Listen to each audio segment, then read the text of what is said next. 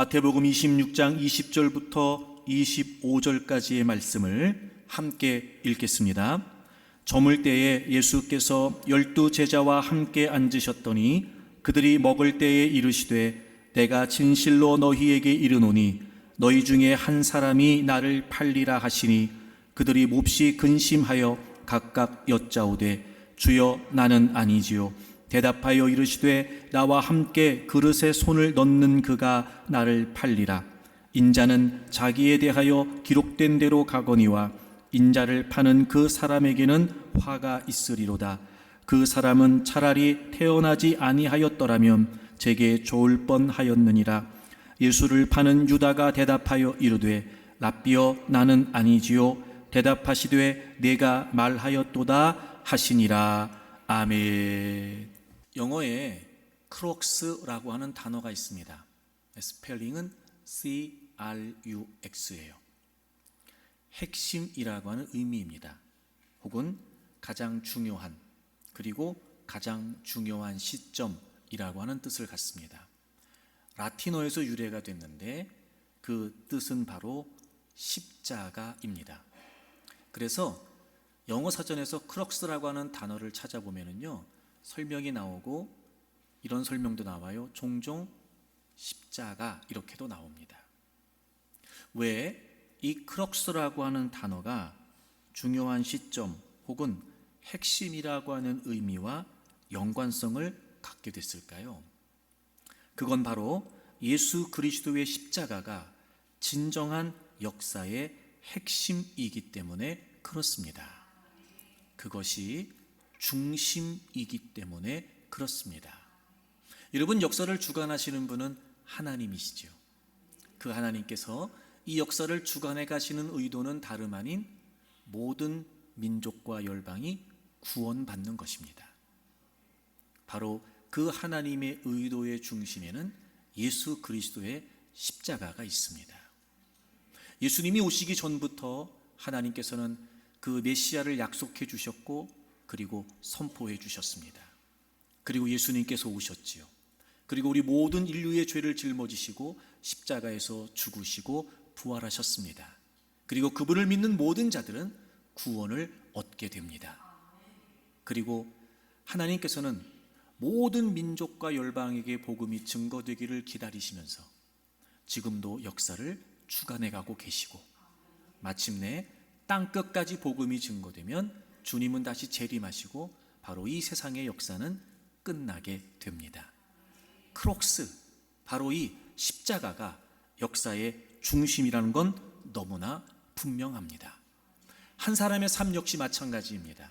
여러분, 우리 모두는 우리에게 주어진 삶을 살아가지요. 그런데 그 삶은요, 명백하게 바로 이 십자가를 통해 구분됩니다. 예수님을 믿기 전과 예수님을 믿고 난 이후, 예수님을 구주로 믿고 구원받기 전과 예수님을 구주로 믿고 구원받고 난 이후, 이렇게 분명히 크록스, 십자가를 통해서 우리 한 사람의 삶도 명백한 분기점을 갖게 됩니다. 역시 십자가가 중심이고 십자가가 핵심입니다. 예수님께서 제자들과 유월절 식사를 준비하셨습니다. 그날의 식사는 매우 중요한 식사였습니다. 물론 주님과 제자들 사이에 마지막 식사였기 때문이기도 하고, 동시에 그날 그 식사의 자리에서 예수님께서는 자신의 죽음을 말씀하시고 무엇보다 그 죽음의 의미가 무엇인지를 선포하셨기 때문이었습니다. 특히 그 예수님의 죽음을 통해 이루어지는 새 언약, 우리 모든 인류에게 주어지는 새 언약을 선포하시는 식사의 자리였기 때문에 아주 중요한 의미를 갖습니다.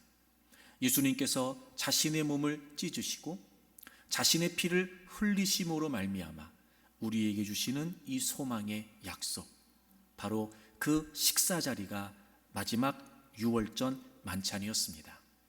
그런데 그 식사의 의미와는 너무도 달리 그 예수님과 함께 했던 마지막 유월절 식사 앞뒤는 대단히 위협적인 이야기로 둘러싸여 있습니다. 마치 암울한 어둠의 괄호 안에 쌓여 있는 것처럼 말이죠. 그것은 다름 아닌 예수님의 두 제자의 배신의 이야기였습니다.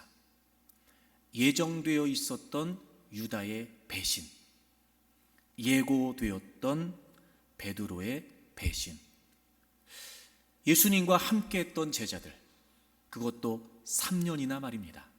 그런데 그 제자들이 예수님을 배신한다니요, 도무지 믿기지 않는 충격적인 사건입니다. 바로 이 엄청난 배신의 사건에 이 소망적인 이야기가 둘러싸여 있는 것입니다. 성경이 우리에게 보여주고자 하는 의도는 과연 무엇일까요? 아마 모르긴 몰라도 바로 그 예수님의 죽으심과 부활이 우리의 이런 모습을 위한 것이다 라는 사실을 보여주려고 하는 의도는 아닐까요? 따랐던 스승을 배신하는 그런 연약함과 그런 추악함, 바로 그것이 우리의 실존이라고 하는 사실을 부정할 수 없습니다. 그리고 그 속에 마치 아름다운 한 송이의 꽃이 피어나는 것처럼 예수 그리스도의 죽으심과 부활, 이 십자가의 이야기는 더 위대하고 더 아름답다고 생각이 되어집니다. 그렇습니다, 여러분. 우리의 삶은 우리의 나약함, 우리의 부족함, 그리고 우리의 죄악된 모습 부정할 수 없습니다. 어쩌면 그렇기 때문에 예수 그리스도의 십자가는 우리의 삶의 중심이 되는 것입니다. 우리의 삶의 중심으로 삼아야 됩니다. 우리의 삶의 핵심은 그런 우리의 연약함과 부끄러움 때문이기에 바로 예수 그리스도의 십자가, 이 크록스, 그것이 바로 우리에게 핵심이 되어야만 합니다. 먼저 제자들의 배신의 이야기를 좀 살펴보려고 합니다. 우리가 오늘 함께 읽은 본문 바로 첫 번째, 예정되어 있었던 유다의 배신의 이야기입니다.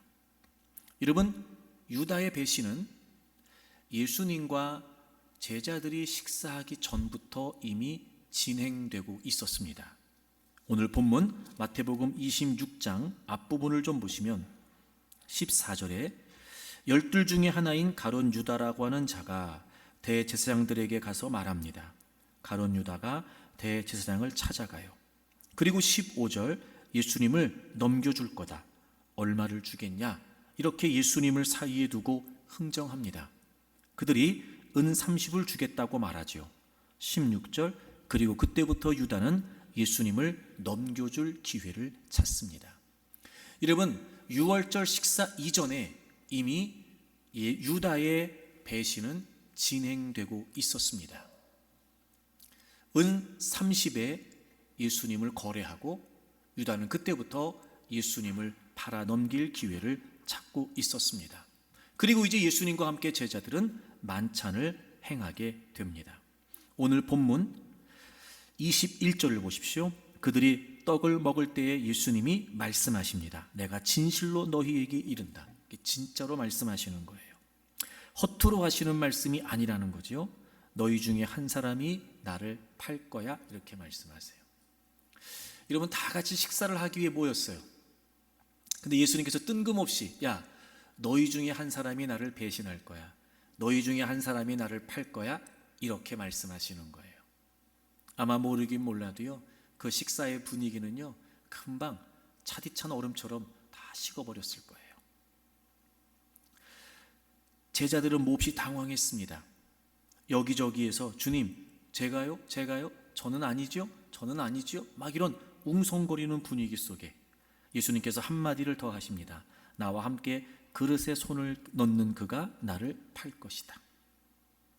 그리고 인자는 기록된 대로 가거니와 인자를 파는 그에게는 화가 있을 것이다. 그리고 25절에 유다가 등장합니다. 유다가 예수님께 이렇게 이야기하죠. 선생님, 저는 아니지요 라고 이야기를 하죠. 그리고 예수님께서 네가 말했다, 너가 맞다, 이렇게 말씀을 하세요. 그리고 유다는 그 자리를 떠나고 대제사장들과 약속한 대로 예수님을 팔아 넘기게 됩니다. 여러분, 이 장면을 보게 되면 다른 제자들은 모를 수 있어요. 하지만 주님은 아셨고 유다도 알아요. 그래서 예수님께서는 유다에게 말씀하시는 거예요. 너희 중에 나를 팔 사람이 있어. 누구 들으라고 하시는 거예요? 유다 들으라고요. 그리고 계속해서 주님은 유다에게 말씀하시는 거예요. 그럼에도 불구하고 유다는 주님을 배신해요. 그렇게 유다는 실패해요. 여러분이 유다의 모습이 비단 유다의 모습이기만 할까? 이건 오늘을 사는 우리의 모습이기도 해요. 여러분, 우리가 얼마나 많은 순간에 우리의 유익을 위해 예수님을 팔아넘기는지 몰라요. 돈 앞에서, 명예 앞에서, 관계 앞에서, 세상의 다양한 많은 가치 앞에서, 우리의 필요 앞에서 얼마나 많은 순간 우리는 예수님을 팔아넘기는지 몰라요. 내가 그러고 있다는 걸 알기도 해요. 그럼에도 불구하고 우리는 주님을 배신할 때가 너무나 많아요. 유다의 모습은 바로 우리의 모습입니다. 그리고 식사를 마치고 난 뒤에 예수님께서 이제 제자들에게 또 이렇게 말씀하세요. 31절을 보실까요? 두 번째, 베드로의 배신의 이야기입니다. 그때 예수께서 제자들에게 이르시되 오늘 밤에 너희가 다 나를 버리리라 이렇게 말씀하세요. 여러분 보세요. 밥 먹으려고 모였는데 예수님이 너희 중에 한 사람이 나를 팔 거야, 배신할 거야 이렇게 말씀하시더니 식사를 다 마치고 이제는 그 제자들에게 이렇게 말씀하세요. 야, 너희들은 다 나를 버릴 거다 이렇게 말씀하세요. 한 사람이 주님을 팔 것에 관해 말씀하시더니 이제는 제자들에게 너희들이 다 나를 버릴 거라는 거예요. 야, 여러분, 이때 제자들이 얼마나 충격을 받았을까? 다 너희들이 나를 버릴 거야 이렇게 예수님께서 제자들에게 말씀하세요. 그때 베드로가 나섭니다. 가만히 있을 수가 없었겠죠. 그래도 베드로가 명색이 수제자인데 말입니다. 이를테면 이런 거죠. 수제자 가오가 있지. 주님이 이렇게 너희들이 다 나를 버린다고 하는데 어떻게 가만히 있을 수 있겠냔 말이에요. 베드로가 나서요. 모두 다 주님을 버려도요, 나는 버리지 않습니다. 그러니까 사실 베드로가 나선 거는요, 제자들을 대표해서 나선 게 아니라 자기 잘난 척하려고 나선 거예요. 다 주님을 버려도요, 나는 버리지 않겠다는 거예요. 그러니까 무슨 말이에요? 다른 제자들하고 자기는 다르다는 거예요. 이를테면 주님, 저 베드로입니다. 이래봬도 제가 베드로예요. 다 주님을 버려도요, 나는 버리지 않습니다. 그때 주님께서 이렇게 말씀하시죠. 34절. 내가 진실로 너에게 말한다. 누구에게 말하는 거예요? 이제 베드로, 너 지금 나서고 있는 너 있잖아. 내가 너한테 말한다. 오늘 밤 다 굴기 전에 네가 3번 나를 부인할 거다. 그때 베드로가 호기 있게 이야기해요. 내가 주와 함께 죽을지언정 주를 부인하지 않을 겁니다 라고 이야기를 해요. 역시 베드로다운 대답이에요. 그럼 그렇지, 베드로는 주님을 지킬 거예요. 또 베드로는 그러고 싶었을 거예요. 하지만 베드로는 그날 밤 그 이후에 한 여종 앞에서 예수님이 예고해 주신 대로 3번이나 예수님을 부인합니다. 부인했고, 맹세하고 부인했고, 저주하고 맹세하고 부인했습니다. 예수님을 위해 죽겠다고 맹세한 베드로가 예수님을 알지 못한다고 맹세했습니다. 베드로의 실패입니다. 예고된 베드로의 배신, 그 예고대로 베드로는 넘어지게 됩니다. 이 베드로의 실패는 과연 베드로만의 이야기일까? 아니요, 오늘을 사는 우리의 이야기입니다. 우린 주님을 압니다. 예배 자리에서는 호기 있게 주님을 위해 살겠다고 다짐합니다. 은혜를 받은 듯 나는 주님을 위해 뭐라도 하겠다고 두 주먹을 불끈 쥐기도 합니다. 하지만 얼마나 나약하고 얼마나 무력하게 우리의 삶의 자리에서 주님을 부인하는지 모릅니다. 여기서는 다 주님을 믿습니다. 근데 과연 직장에서도, 가정에서도, 우리의 삶의 자리에서도 정말 주님은 나에게 주님이신가요? 유치하지만 한번 제가 물어볼까요? 다수의 많은 사람들이 모여있는 식당에서 식사 기도는 쉽습니까? 직장에 다른 사람들과 어울려 회식이라고 하는 분위기 속에 단호히 음주를 거부하긴 합니까? 우리가 얼마나 많은 순간에 마치 내가 주님을 모르는 사람처럼, 그들 앞에 내가 주님을 믿고 있다는 것이 드러나면 안 되는 것처럼 예배 자리에서는 그 무엇이라도 하겠다고 다짐하지만 삶의 자리에서는 주님을 너무나 많이 부인하는 거 말입니다. 베드로의 배신은, 베드로의 실패는 바로 우리의 실패입니다. 여러분, 왜 성경이 이렇게 불편한 이야기를 기록해 놓는 걸까요? 좀 좋은 얘기만 써놓지 왜 이렇게 콕콕 찌르는 얘기를 성경이 우리에게 기록하고 있는 걸까요? 첫째는 성경에서 실패는 사실이에요. 유다가 실패했습니다. 베드로도 실패했지요. 그뿐만이 아니에요, 여러분. 최초의 인류였던 아담과 하와도 실패했습니다. 믿음의 조상이었던 아브라함도 실패했지요. 위대한 출애굽의 지도자 모세도 실패했습니다. 하나님 마음에 합한 자였던 다윗도 실패했습니다. 마치 성경의 이야기를 살펴보게 되면 배신, 실패라고 하는 이런 너덜너덜한 이야기들이 실타래처럼 얽혀 있는 것처럼 보여지기도 합니다. 성경에서 실패는 사실입니다. 그런 걸 보면 여러분, 성경은 실패 없는 성공의 이야기가 아니라 실패를 극복한 승리의 이야기입니다. 왜 굳이 성경은 실패를 사실로 기록하고 있는 걸까요? 오늘을 살고 있는 우리에게 있어 왜 성경은 실패를 사실로 있는 그대로 기록하고 있는 걸까요? 바로 오늘을 살고 있는 우리에게 있어 실패는 현실이기 때문에 그렇습니다. 여러분, 우리는 모두 실패합니다.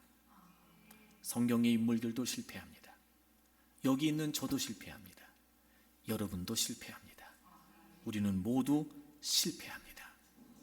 근데 문제는 뭐냐면요, 실패보다 더 비극적인 사실은 실패를 인정하려고 하지 않는다는 거예요. 자꾸 실패를 감추려고 한다는 거예요. 제가 보니까 그런 것 같아요. 이 시대는요, 지나치리만큼 성공지향적 시대예요. 제가 왜 지나치다고 말했냐면 마치 이 성공이요, 우상처럼 여겨지고 있어요. 그런 성공에 대한 압박. 그래서 그 성공에 비해 실패를 감추려고 하는 우리의 모습들. 심지어 이제는 교회 안에서조차 성공의 이야기만이 부각되어 있는. 그래서 점점 우리는 스스로 실패가 우리의 현실이고 실존임에도 불구하고 마치 내가 실패하지 않는 사람인 것처럼 포장하고 감추고 살아가게 됩니다. 여러분, 그거 아십니까? 그것이 점점 더 우리를 파괴한다는 거 말입니다. 감추면 감출수록, 숨기면 숨길수록 여러분, 더 그 실패라고 하는 현실에 우리가 갇히게 되기 때문에 그렇습니다. 하지만 여러분, 우리 모두는 부정할 수 없습니다. 우리는 모두 다 실패합니다. 성경은 알려주는 거예요. 우리가 실패 없는 성공의 이야기를 써내려가는 것이 아니라, 우리가 실패 없는 성공의 삶을 살라고 하는 것이 아니라 오히려 실패를 극복하고 승리의 삶을 살라고 가르쳐주고 있는 것입니다. 어떻게 우리가 실패를 극복할 수 있을까요? 어떻게 우리가 실패를 넘어설 수 있는 걸까요? 우리 자신을 너무나 잘 알고 있습니다. 유다의 실패가, 베드로의 실패가 우리의 실패라는 걸 우리는 너무나 잘 알고 있습니다. 우리는 실패할 수밖에 없는 존재들입니다. 그런데 우리가 어떻게 실패를 극복한단 말입니까? 어떻게 우리가 실패를 딛고 일어설 수 있단 말입니까? 그래서 예수님이 계신 거예요. 우리의 모든 실패, 이런 연약함, 이런 부족함, 그리고 이런 추악함, 이런 더러움, 이 모든 것들을 예수님께서 십자가에서 다 담당해 주셨기 때문에 여러분, 우리는 그 예수 그리스도의 은혜를 통해, 예수 그리스도의 승리를 통해, 바로 그 예수 그리스도의 십자가를 통해 우리는 얼마든지 실패에서 자유할 수 있으며 그 실패를 극복하고 승리의 삶을 살 수 있습니다. 이 제자들의 부인에도 불구하고, 제자들의 실패에도 불구하고 주님은 그 제자들의 실패를 어떻게 대하시고 마주하셨을까요? 예정된 유다의 배신, 예고된 베드로의 배신, 여러분, 주님은 다르셨습니다. 먼저 유다의 이야기 좀 다시 한번 살펴볼까요? 예수님께서 식사하시면서 제자들에게 말씀하시잖아요. 너희 중에 한 사람이 나를 팔 것이다. 분명히 여러분, 예수님은 지금 제자들과 함께 계십니다. 그리고 제자들에게 이야기하시는 거죠. 너희 중에 제자들 중에 한 사람이 나를 팔 거야, 이렇게 지금 말씀하세요. 여러분, 저를 보세요. 너희 중에 한 사람이 나를 팔 거야, 분명히 지금 예수님은 제자들을 향해 하시는 말씀이에요. 하지만 그 의미는 분명하지요. 아무도 모르지만 이미 유다의 배신은 진행되고 있었고, 그럼 이 상황에서 예수님께서 제자들에게 말씀하시지만 사실 이 얘기는 누구에게 하시는 말씀이에요? 유다에게 하시는 말씀이에요. 여러분, 이미 유다의 배신은 진행되고 있습니다. 이런 말이죠. 이미 유다에게 있어 예수님은 팔리신 거예요. 그럼에도 불구하고 예수님은 지금 유다에게 말씀해 주시는 거예요. 무슨 말씀이세요? 유다야, 나는 알고 있다. 나는 알고 있어. 그 말씀 하시는 거예요. 여기까지는 예수님이 왜 이걸 아는 척 하시는지 사실 정확한 의도가 어려워요. 그런데 계속해서 보게 되면 왜 주님께서 유다에게 유다야, 나는 알고 있어, 이렇게 말씀하시는지가 드러나기 시작을 해요. 23절, 대답하여 이르시되 나와 함께 그릇에 손을 넣는 그가 나를 팔리라. 나와 함께 그릇에 손을 넣는 그가 나를 팔리라. 물론 이 본문의 내용을요, 지금 예수님이 말씀하시는 그 시점에 예수님과 함께 유다가 그릇에 손을 넣고 떡을 떼어 먹는 것으로 해석할 수도 있습니다. 하지만 여러분, 지금 모두가 다 같이 식사하기 위해 모여 있어요. 그러니 여러분, 떡을 먹기 위해 그 여러 모인 제자들 중에 여러 사람들이 지금 그릇에 손을 넣을 수도 있다고 우리가 생각해 볼 수 있습니다. 그럼 주님이 이 말씀을 하신 의도가 뭘까? 저는 이 말씀의 의도의 가장 중요한 핵심은 함께라고 하는 단어에 있다고 생각이 돼요. 함께. 여러분, 우리도 그렇지만 특별히 유대인들의 문화에서 식사를 함께 한다는 것, 여러분, 이거는 굉장히 가깝고 그리고 깊은 관계라는 의미를 갖습니다. 지금 예수님께서 유다에게 말씀해 주시는 거예요. 유다야, 우리 같이 밥 먹는 사이야. 너 나하고 함께 지금 식사하고 있잖아. 다른 사람들과 달리 너는 나하고 밥을 먹을 만큼 가까운 사이다. 이런 말씀 아닐까요? 유다야, 너 나한테 그러면 안 되지. 다른 사람은 몰라도 너는 그러면 안 되지. 너 나하고 보낸 세월이 있지 않냐? 너 나하고 함께한 시간이 있지 않아? 유다야, 너하고 나 사이 그러면 안 된다.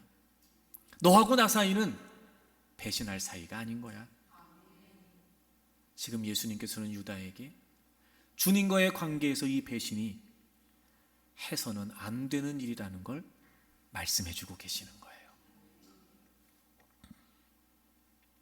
그리고 주님은 24절에 이렇게 말씀하세요. 인자는 자기에 대하여 기록된 대로 가거니와. 다시 말해, 예수님이 십자가를 지시는 것은 기록된 대로, 즉 하나님이 말씀해 주셨고 약속해 주신 대로, 하나님이 예수님을 보내신 그 목적을 따라 예수님은 십자가를 지시는 거예요. 왜 주님이 이 얘기하셨을까요? 유다야, 나는 약속된 대로, 예언된 대로, 하나님의 뜻대로 나는 십자가를 지러 갈 거야. 왜 이 말씀하시는 걸까요? 유다야, 너가 나를 팔지 않아도 난 십자가를 져.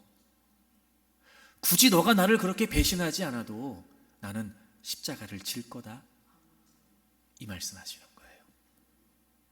그래서 예수님께서 그에게 화가 있을 거다, 태어나지 않았으면 좋을 뻔했다, 이 말씀을 하시는 거예요. 이건 예수님께서 유다를 단순히 저주하시는 내용이 아니에요. 이런 내용을 살펴서 우리가 24절의 말씀을 하시는 주님의 의도는 뭐예요? 너무 안타까우셨던 거예요. 이미 유다의 배신은 진행되고 있었고, 그 배신자의 비참한 말로를 바라보시면서 그 유다의 영혼에 대한 안타까운 심정으로 주님께서 지금 유다에게 말씀해 주시는 거예요. 게다가 같은 본문을 기록하고 있는 요한복음 13장에 보면은요, 이 의도가 더 많이 느껴지는 내용이 나와요. 여러분 요한복음 13장을 찾아보세요. 역시 내용은 동일합니다. 21절부터 보시면 예수께서 이 말씀을 하시고 심령이 괴로워 증언하여 이르시되 내가 진실로 진실로 너희에게 이르노니 너희 중 하나가 나를 팔리라. 똑같은 배경이에요. 예수님 말씀하세요. 너희 중에 하나가 나를 팔 거다. 그랬더니 22절 제자들이 서로 보며 누구에 대하여 말씀하시는지 의심해요. 그러니까 이 말씀을 듣고 제자들이 깜짝 놀랐겠죠, 당연히. 그리고 서로 지금 막 웅성거리면서 고개를 갸우뚱하면서 그러고 있는 상황에 23절 예수의 제자 중 하나 곧 그가 사랑하시는 자가, 이건 바로 요한복음을 기록한 사도 요한을 말해요. 그 요한이 예수의 품에 의지하여 누워있다고 기록되어 있어요.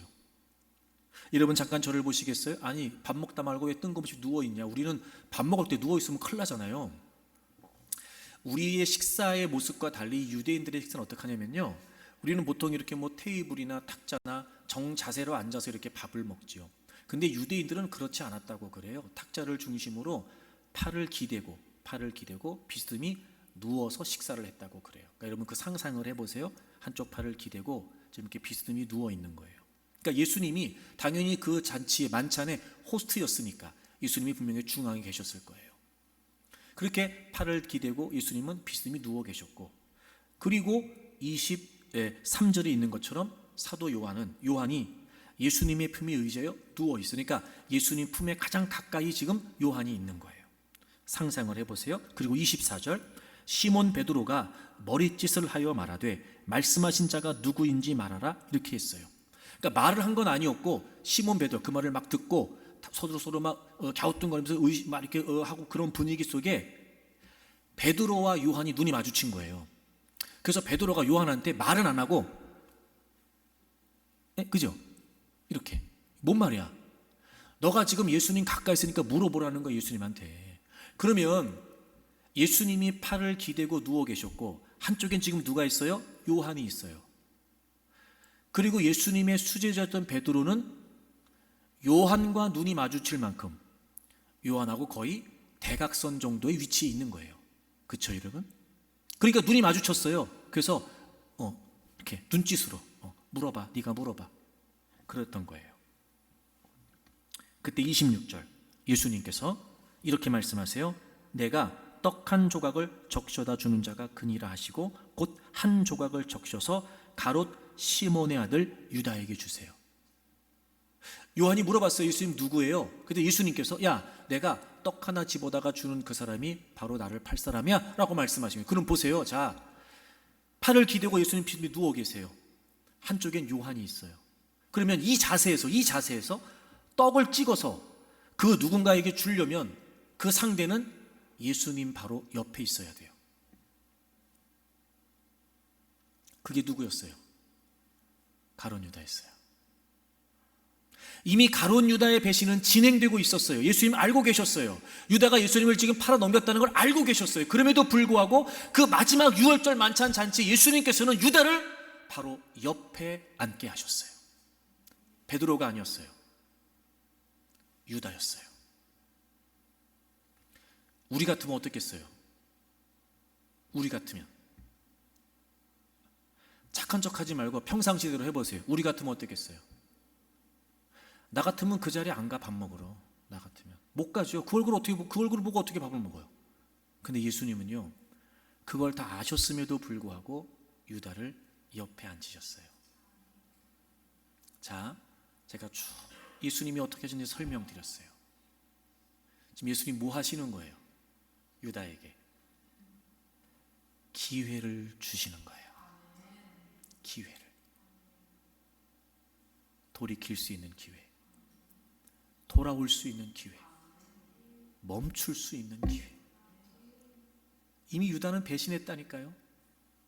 유다에게 있어 예수님은 이미 팔리셨어요. 그걸 주님은 아셨어요.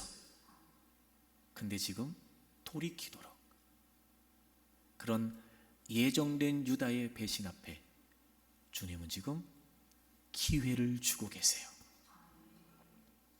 그럼 예고된 베드로의 배신은 어땠을까요? 여러분, 누가복음 22장을 보실까요? 역시 동일한 배경의 이야기입니다. 누가복음 22장을 보시면 34절에 예수님 말씀하세요. 이르시되 베드로야, 내가 네게 말하노니 오늘 닭 울기 전에 네가 3번 나를 모른다고 부인하리라 하시니라. 주님이 베드로에게 말씀하세요. 너가 오늘 나를 부인할 거야.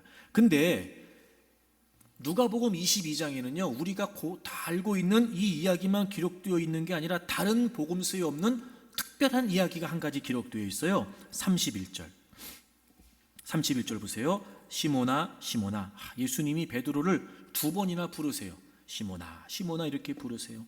그리고 보라, 사탄이 너희를 밀 까부르듯 하려고 요구하였으나, 이렇게 말씀하세요.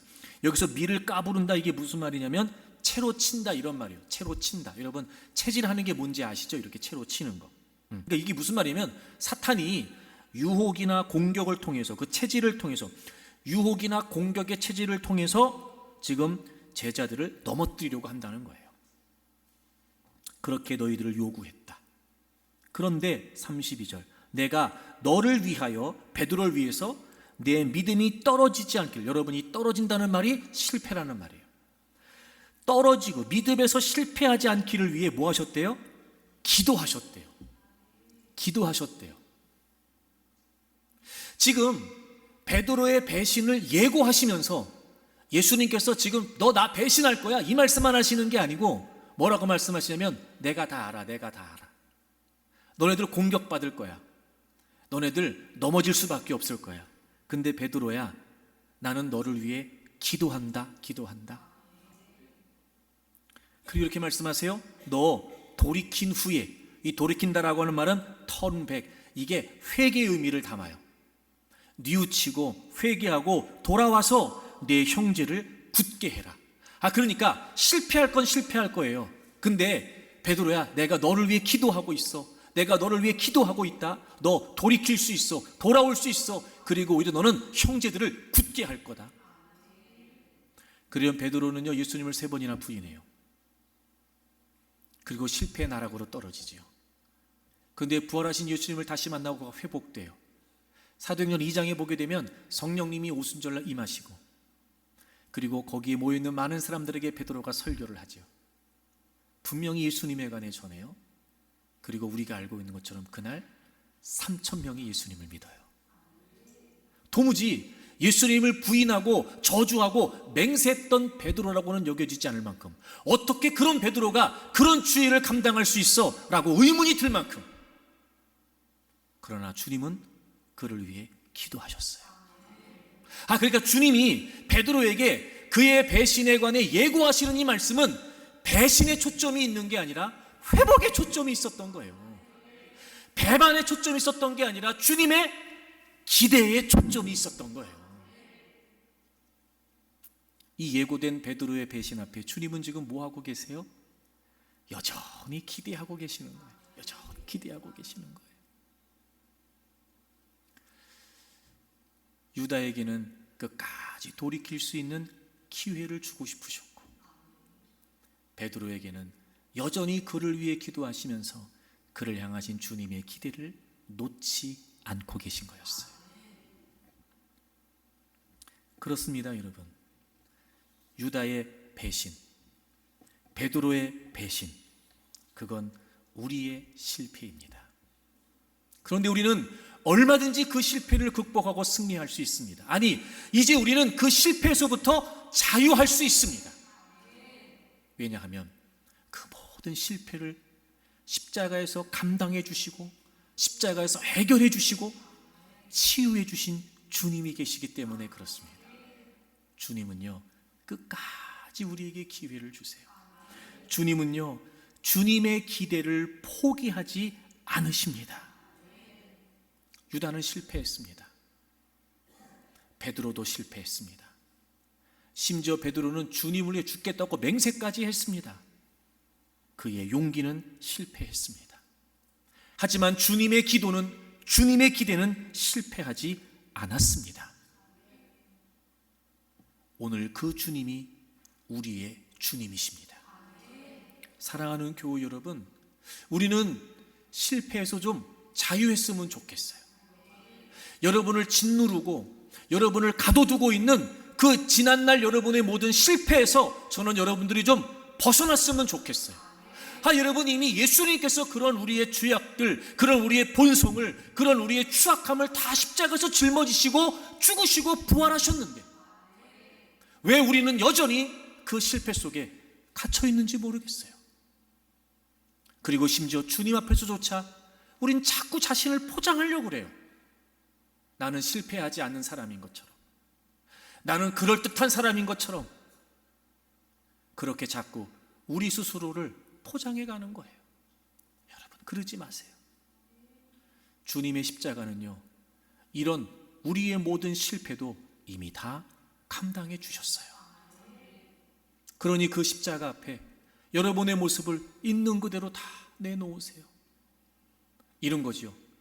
실패했다, 이것도 물론 중요한 거지만 더 중요한 건 그 자리에서 그래도 나는 주님을 신뢰한다. 또 실패했다, 그 생각만 하면 우린 여지없이 무너질 수밖에 없으나 그러나 또 실패한 그 자리에서도 난 주님을 신뢰한다. 주님을 실망시켰다, 그래요, 물론 우린 그래요. 하지만 그보다 더 중요한 건 그래도 나는 주님을 신뢰한다. 우리의 의지로 되지 않고 우리의 결단으로 되지 않아요. 용기 가지고 되지 않습니다. 그래서 주님의 십자가가 있는 거예요. 우리의 가장 완벽한 실패, 바로 죄입니다. 그것 때문에 우리는 나약하고 부족하고 추악한 모습으로 살아갈 수밖에 없습니다. 우린 그 죄 때문에 하나님과의 관계가 단절되어 있었죠. 죽음에 있었습니다. 저주에 있었습니다. 그런데 예수 그리스도께서 그 모든 우리의 죄를 짊어지시고 십자가에서 죽으시고 부활하셨습니다. 그리고 우린 그 예수 그리스도의 십자가의 복음의 은혜로 말미암아 믿음으로 의롭다 하심을 받았죠. 여러분, 그런데 우리가 여기에서 이제 한 걸음 더 나아갈 필요가 있습니다. 자, 로마서 5장을 찾아보실까요? 오늘 말씀의 결론을 좀 여러분에게 말씀드리려고 그래요. 4장 25절부터 보겠습니다. 4장 25절. 예수님은 우리가 범죄한 것 때문에 내줌이 되고 또한 우리를 의롭다 하시기 위하여 살아나셨느니라. 아멘. 그래요, 여러분, 예수님은 우리의 죄 때문에 십자가에서 죽으셨어요. 내줌이 됐다, 이 말은 바로 우리를 위해 죽으셨다는 거예요. 그리고 또한 우리를 의롭다 하시기 위해서 살아나셨습니다. 사랑하는 교우 여러분, 예수님이 여러분을 위해 죽으시고 부활하신 것을 믿으십니까? 정말 믿으십니까? 그러면 이제 우리의 죄 때문에 예수님이 죽으셨고 우리를 의롭다 하시기 위해 부활하셨으니까 이제 우리는 믿음으로 의롭다 하심을 받은 게 맞습니다. 죄와 저주와 멸망 가운데 있었던 우리가 예수님을 나의 구주와 주님으로 믿음으로 이제 우리 믿음으로 의롭다 하심을 받았습니다. 그래요, 죄인이 멸망 중에, 심판 중에, 사망 중에 있던 죄인이 영생을 얻고 생명을 얻기 위해 예수 그리스도의 십자가, 이 복음은 우리에게 절대적입니다. 그리고 우리는 이렇게 고백할 수 있습니다. 5장 1절. 그러므로 우리가 믿음으로 의롭다 하심을 받았으니 우리 주 예수 그리스도로 말미암아 하나님과 화평을 누리자. 아멘. 이제 우리가 믿음으로 의롭다 하심을 받았어요. 우리의 죄 때문에 분리되어 있었던 하나님과 다시 하나가 됐습니다. 깨어진 관계가 다시 회복이 됐습니다. 그래서 우리는 이제 그 믿음으로 말미암아 하나님과 화평을 누릴 수 있게 됐어요. 바울이 고백하고 선포합니다. 야, 이제 나는 믿음으로 의롭다 하심을 받았다. 그러니까 나는 이제 하나님과 화평을 누리자라고 이렇게 고백합니다. 근데 제가 이런 생각이 들었어요. 왜 굳이 하나님과 화평을 누리자라고 이렇게 고백을 하고 선언할까? 누리는 게 어렵기 때문은 아닐까? 우리의 딜레마 보세요. 믿음으로 의롭다 하심을 받았어요. 하나님과의 관계가 회복됐어요. 근데 거기에서 더 나아가지를 못해요. 왜 그럴까요, 여러분? 우리가 이걸 모르지 않아요? 다 알아요. 믿음으로 의롭다 하심을 받았다. 난 이제 하나님과의 관계가 회복됐다. 얼마든지 누릴 수 있다. 근데 그게 어려워요. 우리는 알아요. 6장 2절. 그럴 수 없느니라 죄에 대하여 죽은 우리가. 우린 이제 죄에 대해서 죽었다는 것도 알아요. 즉, 더 이상 우리는 죄의 지배를 받지 않아요. 우리 이제 분명히 죄의 권세로부터 자유함을 얻었어요. 이제 우리는 죄와 분리됐어요. 4절 보세요. 그러므로 우리가 그의 죽으심과 합하여 침례를 받음으로 그와 함께 장사되었나니. 예수님이 나를 위해 죽으실 때 나도 죽었어요. 나의 죄를 위해 죽으실 때 나도 죽었어요. 그리고 예수님이 부활하실 때 우리가 그 생명 가운데서 다시 새로운 존재로 달라졌어요. 이거 우리가 다 알아요. 바울도 똑같이 고백해요. 지금 11절 보실까요? 이와 같이 너희도 너희 자신을 죄에 대하여는 죽은 자요 그리스도 예수 안에서 하나님께 대하여는 살아있는 자로 여길지어다. 여러분이 죽었다는 말은 분리를 말해요. 살았다는 말은 그럼 무슨 말이겠어요? 다시 하나님과 하나가 됐다는 거예요. 이제 죄에 대해서 죽었어요. 죄와 우리는 분리됐어요. 근데 예수님 안에서 하나님께 대하여는 살아있어요. 즉 하나님과 하나가 됐어요. 그렇게 여긴대요. 바울도 그렇게 생각한대요. 그렇게 끊임없이 고백한대요. 근데 바울이 딜레마에 빠져요. 7장 18절 보실까요? 내 속 곧 내 육신에 선한 것이 거하지 아니하는 줄 아노니 원함은 내게 있으나 선을 행하는 것은 없노라. 5장에서 그는 분명히 믿음으로 의롭다 하심을 받았다고 선언해요. 그리고 하나님과의 관계가 회복됐으니까 누리자고 선포해요. 근데 그는 아주 중요한 딜레마에 빠져요. 내 속 곧 내 육신에 선한 것이 없다는 거예요. 내가 그걸 원해요. 선한 삶을 원해요. 선을 행하려는 의지는 있어요. 근데 선을 행하는 것은 없다는 거예요. 쉽게 말하면 예수님을 믿었는데 여전히 죄 속에 있다는 거예요. 여전히 죄를 짓는다는 거예요. 19절 내가 원하는 바 선은 행하지 아니하고 도리어 원하지 아니하는 바 악을 행하는도다. 우리의 의지, 우리의 소원과 상관없이 우린 여전히도 죄를 짓고 악을 행한다는 거예요. 21절 그러므로 내가 한 법을 깨달았노니 곧 선을 행하기 원하는 나에게 악이 함께 있다는 거예요. 우리 안에 선과 악이 공존하고 있다는 거예요. 그래서 바울이 내린 결론이 뭔지 아세요? 24절 오라 나는 곤고한 사람이로다. 이 사망의 몸에서 누가 나를 건져내랴. 하는데 여러분 로마서 5장, 로마서 6장에서 얼마나 기쁨에 찬, 감격에 찬 고백을 선포했냔 말이에요. 나는 믿음으로 의롭다 하심을 받았다. 나는 이제 하나님과 화평하게 됐다. 그 은혜를 누릴 수 있게 됐다. 이렇게 기쁨으로 선포했던 바울이 지금 자신의 실존에 관해 너무나 괴로운 거예요. 내 안에 선과 악이 공존하고 있는 모습 때문에 말이죠. 그러면서 24절에 나는 곤고한 사람이다. 여러분 이 말은 비참하다는 말이에요. 이 말은 불행하다는 말이에요. 불행하다는 말이에요. 나는 너무나 불행하다. 여러분 우리가 예수님을 믿으면서요 여전히 5장, 6장, 7장에 머무는 경우가 많아요.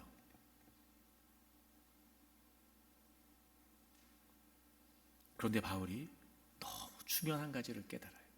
8장 1절 그러므로 이제 그리스도 예수 안에 있는 자에게는 결코 정죄함이 없나니. 여러분 좀 어려운 말로 바울 신학을 한마디로 정의하면 in Jesus Christ예요. in 그리스도 안에. 그리스도 안에 있는 자에게는 결코 정죄함이 없다. 그리스도 안에 있는 생명의 성령의 법이 우리를 해방했다는 거예요. 생명, 성령의 법, 이건 다 예수님을 의미해요. 생명, 예수님. 성령님은 진리의 영으로서 우리를 예수님으로 이끌어 주시는 분이세요. 법, 이건 율법을 말하는데 여러분, 율법의 핵심은 복음이고 예수님이에요. 생명의 성령의 법이 우리를 해방했다는 거예요. 바울이 깨달은 거예요. 여전히 우리 안에는 선악이 공존해요. 그래서 나는 그 실존 속에 불행한 삶을 살 수밖에 없어요. 근데 바울이 한 가지를 깨달았어요. 내가 그리스도 안에, 이 그리스도 안에라고 하는 의미를 깨닫고, 그래, 나는 그 안에서 결코 정죄함이 없다. 여러분, 이 말은 죄를 안 짓는다는 말이 아니에요. 죄로 인해 우리에게 주어지는 모든 실패로부터 이제 자유할 수 있다는 거예요. 주님 안에 있으니까, 주님 안에 있으니까. 그러면서 바울이 아주 중요한 고백을 하죠. 37절. 그러나 이 모든 일에 우리를 사랑하시는 이로 말미암아 우리가 넉넉히 이기느니라. 아멘. 주님이 우리 안에, 우리가 주님 안에, 이 분명한 주님과의 친밀한 관계 속에서 자신이 정죄받지 않는다는 사실을 깨닫게 된 거예요.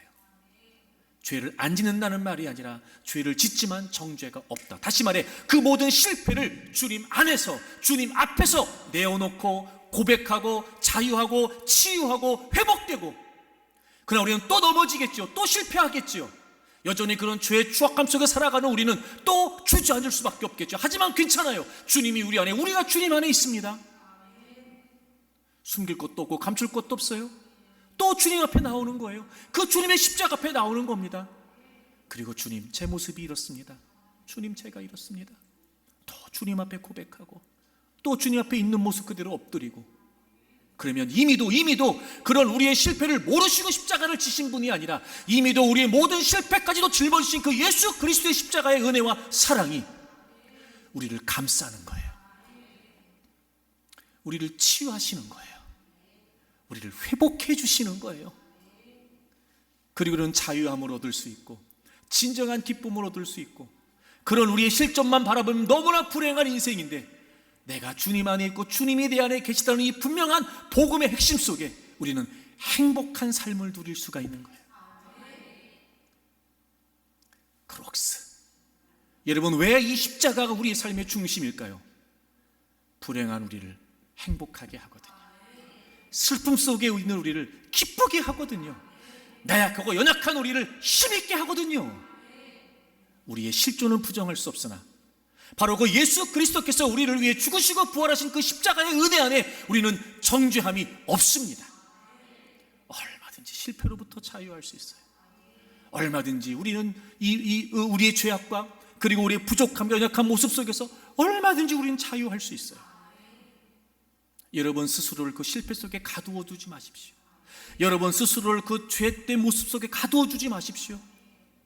오히려 실패를 실패로 인정하고, 그러나 내 안에 주님이 계시고 내가 주님 안에 있으니 그 주님의 십자가의 은혜와 사랑을 힘입어 얼마든지 우리는 자유할 수 있습니다. 저는 여러분들이 이 부활의 아침, 이 예수 그리스도의 십자가의 은혜를 깨우치고 누릴 수 있기를 바랍니다. 그래서 이 예수 그리스도의 십자가가 여러분의 삶의 핵심이 되고 중심이 되어서 어떤 삶의 자리에서 어떤 문제 속에 있다 할지라도, 그리고 우리가 어떤 모양이라 할지라도 결코 주저함 없이 이 주님의 사랑을 힘입어 주님 앞에 나오기를 바랍니다. 기쁨이 있을 겁니다. 즐거움이 있을 거예요. 오히려 감사가 있을 것입니다.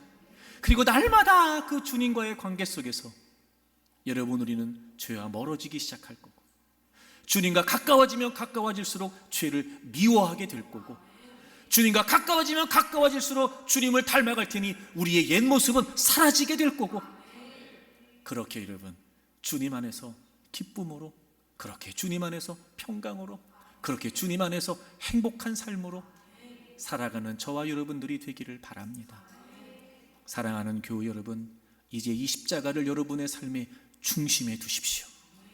그리고 날마다 십자가, 날마다 예수 그리스도를 통해서 실패할 수밖에 없는 우리의 실존을 극복하고, 날마다 주님 안에 승리하고, 날마다 그 주님 때문에 즐겁고, 날마다 그 주님 때문에 행복한 삶을 살 수 있기를 주의 이름으로 축복합니다.